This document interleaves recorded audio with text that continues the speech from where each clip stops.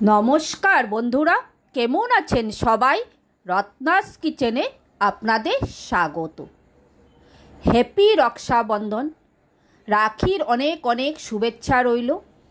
আমার আজকে recipe Rakshabandhan special একটা মিষ্টি রেসিপি, সুজি আর আমের সন্দেশ। আশা করি আপনাদের ভালো লাগবে। যদি ভালো লাগে একটা লাইক, কমেন্ট আর শেয়ার করতে ভুলবেন না। আর আমার চ্যানেলটিকে সাবস্ক্রাইব করে পাশে থাকা বেল আইকনটি প্রেস করে দিবেন, তাহলে আমার নিত্য নতুন ভিডিও সবার প্রথম আপনি পেয়ে যাবেন। যারা ফেসবুক থেকে আমার ভিডিওটা দেখছেন, যদি ভালো লাগে আমার পেজটিকে ফলো করে দিতে পারেন। তো বন্ধুরা, আজ আমি কিভাবে এই সুজি আর আম দিয়ে এই সন্দেশটা তৈরি করলাম সেটাই এখন আপনাদের সাথে শুরু করব। চলুন রেসিপিটা শুরু করি। হিটে একটা আমি কড়াই বসিয়ে দিয়েছি, আর এই কড়াইয়ের মধ্যে আমি দিয়ে দিব 3 চামচের মতো ঘি।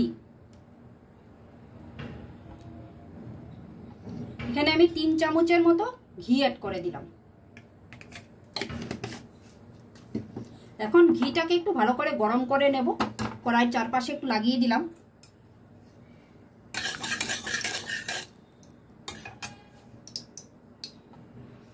ঘিটা আমার গরম হয়ে গেছে। এখন আমি এর মধ্যে দিয়ে দিব, এখানে আমি 200 গ্রাম সুজি নিয়েছি। এই সুজিটা আমি ঘিয়ের মধ্যে দিয়ে সুজিটাকে আমি খুব ভালো করে একটু ভেজে নেব। আর গ্যাসের ফ্লেমটাকে কিন্তু একদম লোতে রেখেই কিন্তু সুজিটাকে ভাজতে হবে। একটু হালকা লাল করে আমি সুজিটাকে ভেজে নেব।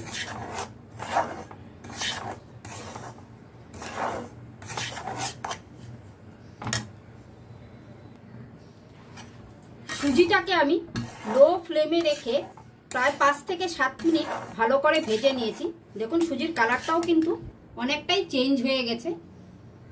এখন আমি এর মধ্যে দিয়ে দিব, দিচ্ছি এই চামচ দিয়ে 4 চামচের মতো নারকেল কুড়া। এখানে আমি ফ্রেশ নারকেল কুড়াটা ব্যবহার করছি। আপনাদের কাছে যদি ফ্রেশ নারকেল না থাকে সেই ক্ষেত্রে আপনারা দেশি কেটে কোকোনাটটাও ইউজ করতে পারেন।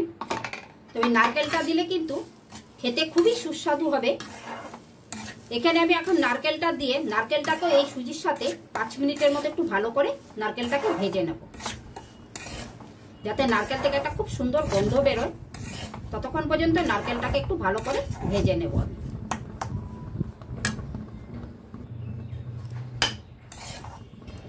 নারকেলটাকেও আমি প্রায় 4 থেকে 5 মিনিট ভালো করে ভেজে নিয়েছি। নারকেল থেকে কিন্তু একটা খুব সুন্দর গন্ধ বেরিয়েছে। এখন আমি এর মধ্যে অ্যাড করে দিচ্ছি 200 গ্রাম সুজির জন্য 100 গ্রামের মতো চিনি। যতটা সুজি নিয়েছি তার অর্ধেকটা আমি চিনিটা অ্যাড করে দিলাম। এখন চিনিটাকে এই সুজির সাথে আমি 5 মিনিটের জন্য একটু ভেজে নেব, যাতে চিনিটা হালকা মেল্ট হয়ে যায়। আর এই কাজটা কিন্তু একদম লো ফ্লেমে রেখেই করতে হবে, নালে কিন্তু সুজিটা নিচে লেগে যাওয়ার ভয় থাকবে। একদম লো ফ্লেমে রেখেই কিন্তু চিনিটাকে সুজির সাথে একটু ভেজে নেব।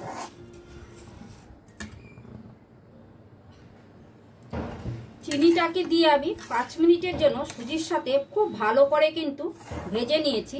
চিনিটা কিন্তু হালকা মেল্ট হয়ে গেছে, সামান্য একটু দানা দানা আছে, কিন্তু এখনো মানে চিনিটা প্রায় 80% মতো মেল্ট হয়ে গেছে। এখন আমি এর মধ্যে দিয়ে দিব, এখানে আমি একটা আমের পিউরি বার করে রেখেছি। আমটার আমি পিউরি করে তারপর এটাকে একটা ছাঁকনির সাহায্যে ভালো করে আমি ছেঁকে নিয়েছি। আপনারা যে কোনো উপায়ে কিন্তু এই পিউরিটা বার করতে পারেন, হাত দিয়ে চটকিয়ে বা মিক্সিতে পেস্ট করে। তো আমি মিক্সিতে একটু পেস্ট করে নিয়ে এটা ছাঁকনিতে ছেঁকে নিয়েছি। এখন আমি এই আমের পিউরিটা পুরোটাই দিয়ে দেব। এখন এই আমের পিউরিটাকে সুজির সাথে খুব ভালো করে মিশিয়ে নেব।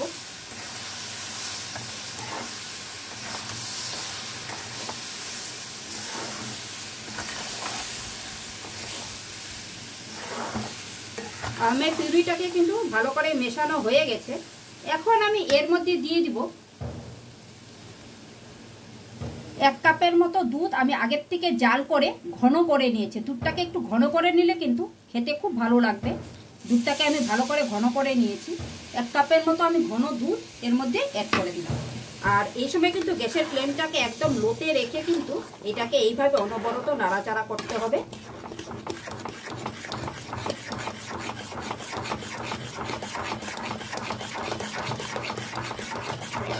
আমটা দেওয়াতে কিন্তু এটা কালারটাও কিন্তু খুব সুন্দর আসবে। এখন আমি এটাকে এইভাবে অনবরত নাড়িয়ে নাড়িয়ে একটা ডোয়ের মতো তৈরি করে নেব। সুজিটাকে কিন্তু খুব সুন্দর করে টানানো হয়ে গেছে। দেখুন কড়াইয়ের থেকে কিন্তু এখন উঠে উঠে আসছে। ঠিক এইভাবে উঠে উঠে আসবে যখন, তখনই বুঝবে সুজিটা কিন্তু পুরোপুরি তৈরি হয়ে গেছে। এখন আমি এর মধ্যে অ্যাড করে দিব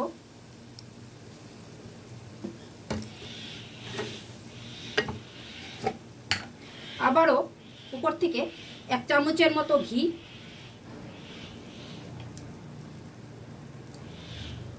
আর দিয়ে দিব কিছুটা এলাচ গুঁড়ো।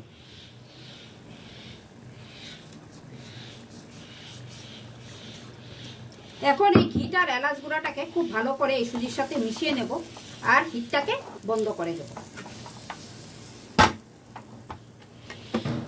হিটটাকে আমি বন্ধ করে দিয়েছি। এখন এই এলাচের গুঁড়াটাকে আর ঘিটাকে আমি সুজির সাথে খুব ভালো করে একটু মিশিয়ে নেব।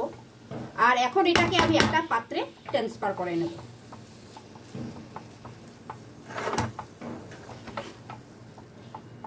এখন এটাকে আমি একটা পাত্রে ট্রান্সফার করে নেব। এখন আমি এরকম একটা ছড়ানো প্লেট নিয়ে নিয়েছি। আর এই প্লেটের মধ্যে দেখুন আমি একটু ঘি ব্রাশ করে নিয়েছি। হ্যাঁ, ঘি ব্রাশ করে নিয়ে এখন আমি এই সুজির ডোটাকে এর মধ্যে দিয়ে দেব।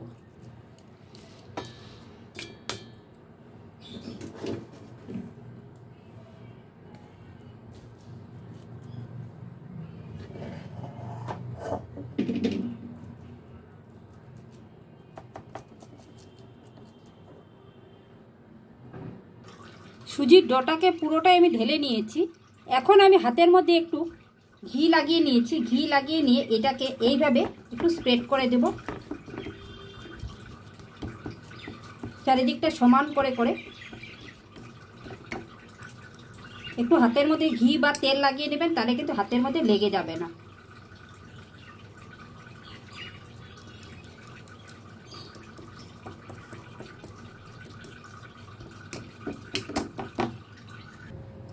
এটাকে আমি সুন্দর করে সমান করে নিয়েছি।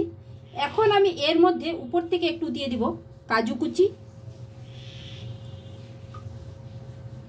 এটা আমি গার্নিশিং করছি, আপনারা চাইলে দিতে পারেন, নাও দিতে পারেন, কোনো অসুবিধা নেই। দেখতে ভালো লাগবে তাই আমি একটু অ্যাড করে দিচ্ছি।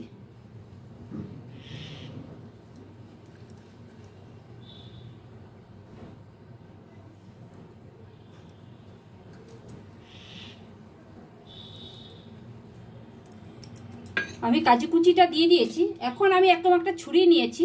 ছুরি নিয়ে এটাকে এইভাবে আমি একটু পিস পিস করে কেটে নেব।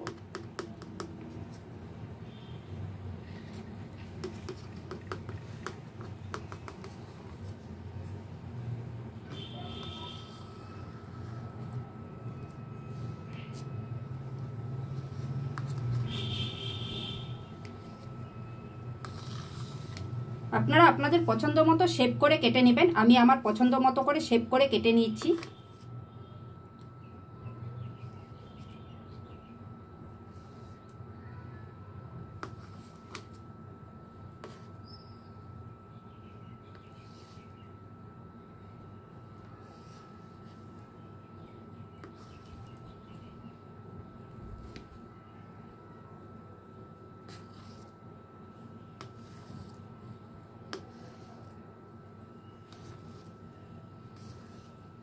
দেখুন আমি ঠিক এরকম বরফির আকারে কিন্তু এটাকে পিস পিস করে নিয়েছি।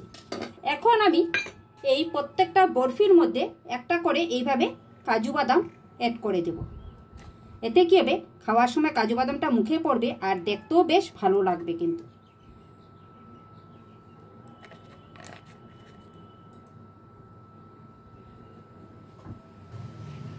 তো বন্ধুরা, আমার প্রত্যেকটা কাজু বাদাম দেওয়া হয়ে গেছে।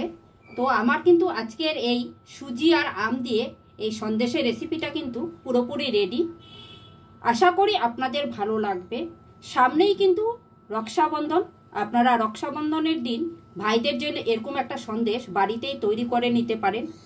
খুবই টেস্টি হয় আর খুবই অসাধারণ হয় কিন্তু খেতে এই সন্দেশটা। তো আজকের এই ভিডিওটা আমি এখানেই শেষ করছি। আপনারা সকলেই সুস্থ থাকবেন, ভালো থাকবেন। আবার একটা নতুন ভিডিও নিয়ে আপনাদের সাথে আমার দেখা হবে। Thank you.